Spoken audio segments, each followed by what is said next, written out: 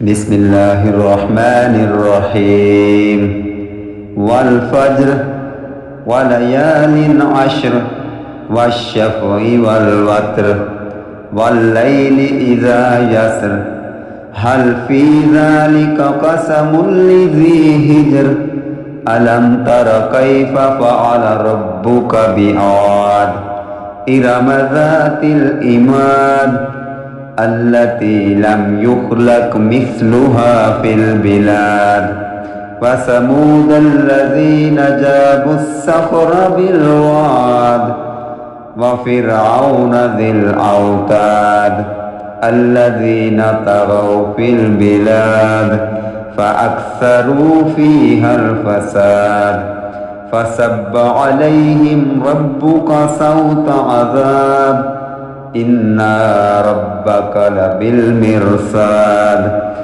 فأما الإنسان إذا ما ابتلاه ربه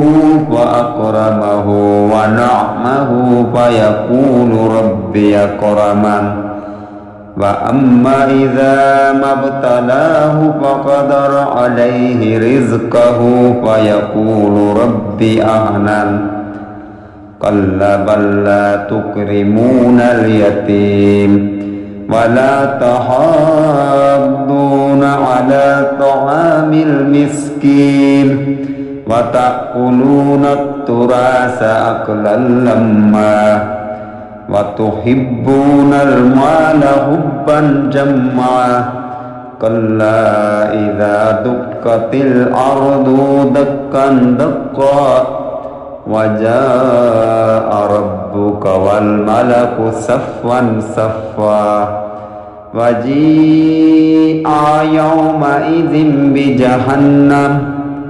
يومئذ يتذكر الإنسان وأن له الذكرى